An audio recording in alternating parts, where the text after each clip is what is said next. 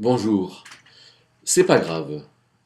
C'est pas grave, c'est l'expression, la formule qu'on trouve dans la bouche des gens qui sont gentils, qui sont conciliants, qui sont patients, qui sont cool, avec lesquels on a du plaisir à être. C'est pas grave. Et c'est vrai que être avec quelqu'un qui vous comprend, qui vous respecte, qui vous tolère, c'est très agréable. Hein, c'est vrai. C'est vrai que on a tendance à rechercher la compagnie des gens avec lesquels on est plutôt bien, qui nous font pas trop de reproches, qui vont nous encourager en disant c'est pas grave, vas-y. Hein. Euh, mais imaginez un petit peu que vous ayez un coach, hein, vous êtes euh, musicien, pianiste ou joueur de tennis, ou vous apprenez une langue et quelqu'un qui vous dira toujours c'est pas grave. Vous ne progressez jamais, mais il vous dira c'est pas grave. Et là, ça commence à devenir grave, un peu embêtant. Euh, c'est pas grave, tout est relatif. Et quelque part, c'est une formule un peu commode dans laquelle il faudrait un peu creuser pour savoir où est-ce qu'on va avec ça. Parce qu'on pourrait dire, ben, quand j'ai pas d'argent, je prends un crédit, c'est pas grave. Oui. Quand je mange trop, ben, je ferai du régime, c'est pas grave. Quand je me blesse, ben, ça va cicatriser, c'est pas grave. Si mon mariage ne marche pas, ben, je divorcerai, c'est pas grave.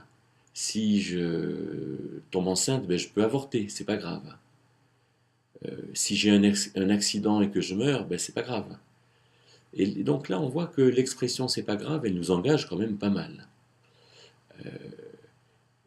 À tel point que, à un moment donné, je me suis dit, mais en fait, qu'est-ce que ça veut dire grave? Et j'ai regardé dans un dictionnaire étymologique, et j'ai vu que grave, dans le langage du XIVe siècle, ça voulait dire ce qui a de l'importance.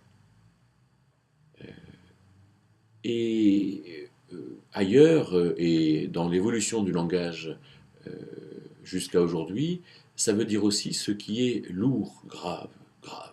Hein, ce qui est lourd, pesant du point de vue moral. Ça veut dire aussi quelqu'un de grave, c'est quelqu'un de sévère, de sombre, hein, son ton est grave. Euh, et le grave, quand on chante grave, c'est la voix grave, c'est la voix basse. C'est donc la partie basse du son. Et donc ce qui est grave, c'est ce qui est en bas, c'est ce qui est finalement assez fondamental dans le fondement. Dire c'est pas grave, c'est faux. Euh, c'est une expression qui ne nous mène nulle part, c'est une mauvaise expression.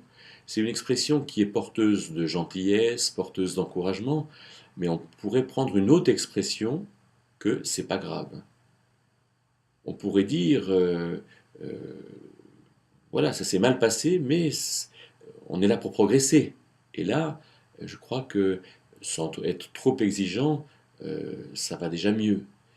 Dire c'est pas grave, ça amène finalement à dire qu'il n'y a pas tellement de vérité, puisqu'il n'y a rien de grave, il n'y a rien d'important, il n'y a rien de profond, il n'y a rien de fondamental, il n'y a rien de basique, il n'y a rien d'essentiel. Non, c'est grave. C'est grave que je fasse mal à quelqu'un, c'est grave que je mente, c'est grave que je fuis, c'est grave que je méprise, c'est grave que je me trompe. Mais je peux, moi, me relever de toutes ces choses. Alors, comment en moi le c'est pas grave se forme-t-il? Je crois que c'est un fruit tout à fait simple de mon manque d'exigence, de mon manque de vérité, de mon manque de simplicité, de sincérité.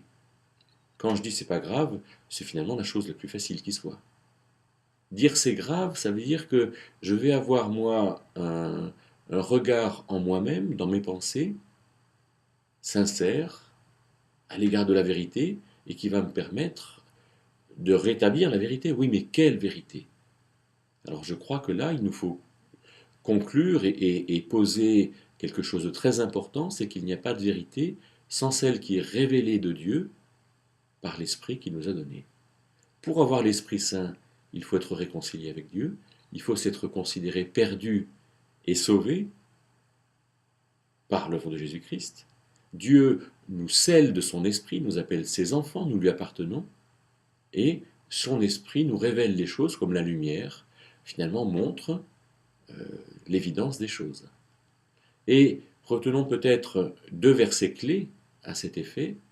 Jean 16,12 qui dit que, où Jésus dit que l'Esprit vous conduira dans toute la vérité, et 1 Jean 2,27, où c'est le même Jean qui rapporte que il nous dit que nous n'avons pas besoin d'être enseignés parce que l'Esprit ou l'onction qui demeure en nous nous enseigne en toutes choses. Si donc nous prenions le temps et l'énergie de réfléchir à ce qui est vrai ou pas vrai, alors nous ne dirions pas c'est pas grave, mais nous proposerions systématiquement un chemin de progrès. Alors voilà un cap qui me paraît intéressant.